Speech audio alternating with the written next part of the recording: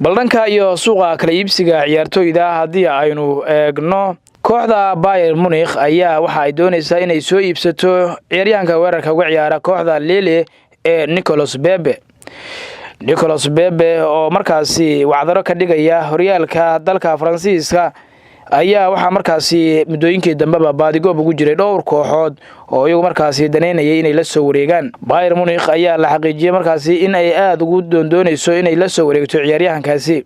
Mas'uuliyiin ka tirsan Bayern Munich ayaa warbaahintu waxa ay ka soo xiganayaan in ay markaasi doonayso kooxdu inay la soo saxiixato ciyaaryahankaasi oo ay xiriir durbadiiba la sameysay. Sport Bild ayaa qoraya ciyaaryahankan reer Afrikosi in ay markaasi Bayern Munich aad u doonayso horena dhowr kooxood ayaa markaasi u xiiseynayay oo ka dhisan horyaalada Yurub. Kooxda AZ Milan waxa ay markaasi xiriir la sameysay macallinkii hore ee kooxda Roma Di Francesco si ay markaa bedel ugu noqdo Gennaro Gattuso macallinka haatan kooxda. muddooyinka ugu dambeeyay ayaa la hadalhayay shaqada laga ciirin doono Gennaro Gattuso macallinka AZ Milan kadib markii kooxdu natiijooyin fiican aysan gaarin kulamadii ugu dambeeyay, iyadoo la leeyahay haatan kooxdu waxa ay ku guuldareysanaysaa inay ka qayb qaadato ama ay ka qayb gasho tartanka xiisaha badan ee Champions League. agaasimaha ciyaaraha ee kooxda AZ Milan ayaa la xaqiijiyay inuu xiriir la sameeyay macallinkii hore ee kooxda Roma Di Francesco si uu markaasi ugu qanciyo inuu shaqada kala wareego Gennaro Gattuso. Di Francesco waxa shaqada ka ciirisay kooxda Roma oo bedel uga dhigtay macallinkii hore ee Leicester City Claudio Ranieri iyadoo lagu eedeeyay in kooxdu ay hoos u dhac weyn sameysay. maamulka kooxda Ajax Amsterdam ayaa xaqiijiyay in ciyaaryahankooda kabtanka De Ligt uu markaasi u dhaqaaqayo midkood horyaalada England iyo Spain.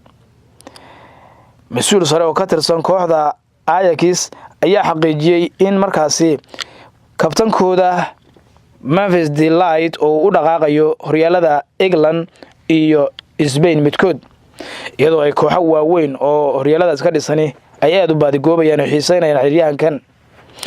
waxaan u maleynayaa inuu markaasi De Ligt yahay kulankii ugu dambeeyay kulankii xalay uu ciyaaray ee Ajax u dheelay, laakiin waxaan rajaynayaa in markaasi uu noqdo mid aad hamigiisu oo sare u jiro, ayuu yiri Van der Sar oo la hadlayay Sky Sport. De Ligt waa ciyaaryahan daayara waxa uu markaasi doonayaa in uu koox weyn ku dhameysto, ayuu yiri Van der Sar mar kale. waxaan u maleynayaa inuu u dhaqaaqi doono England ama Spain, ayuu hadalkiisa sii raaciyay. De Ligt ayaa waxa uu dhawaan iska diiday dalab kaga yimid kooxda Manchester United isagoo markaasi sheegay inuu midkood danaynayo inuu u ciyaaro kooxaha Real Madrid iyo Barcelona. ganaaxii silbada xilli ciyaareedka ee suuqa laga saaray kooxda Chelsea ee racfaanka ka qaadatay ay soo diiday FIFA ayaa la leeyahay waxa uu saameyn ku yeelan doona dhowr kooxood oo ay u dheelaan ciyaartooy ama ka ah Chelsea. Aston Villa oo kale weeraryahankooda Tammy Abraham waxa la leeyahay Chelsea ayaa dib ugu yeeratay oo waa uu markaasi xilli ciyaareedkan ayuu soo laaban karaa si uu markaasi qayb uga noqdo ciyaartooyda kooxdu ay ku tashanayso. sidoo kale dhowr ciyaartooy ayaa ka mid ah ciyaartooyda dib loogu waci karo oo markaasi kooxdu ay u yeeri karto maadaama ganaaxu uu saameynayo. waxaa ka mid ah ciyaartooydaasi Kurt Zouma oo haatan Everton u dheela, Timo Bakayoko oo AZ Milan u dheela iyo dhowr ciyaartooy oo kale. 42 ciyaaryahan ayaa kooxda Chelsea ama kaga maqan oo suuqa ku jirta oo ciyaartooy kala duwan u dheesha kuwaas oo kooxaha ay u dheelaan muhiimad weyn markaa ka dhex muuqda. shalay ayay FIFA ku dhawaaqday in ay diiday raafaankii kooxda Chelsea ay qaadatay isla markaana uu yahay go'aankeedu sidii ay u qaadatay laba xilli ciyaareedna aysan wax ciyaartooy soo iibsan karin kooxda Chelsea markay ku xadgudubtay suuqa kala iibsiga ciyaartooyda oo ay caruur yar soo iibsatay. kooxda Napoli ee dalka Talyaaniga ka dhisan waxa ay markaasi xiiseynaysaa inay la soo wareegto ciyaaryahan Diego Costa oo u dheela kooxda Atletico Madrid.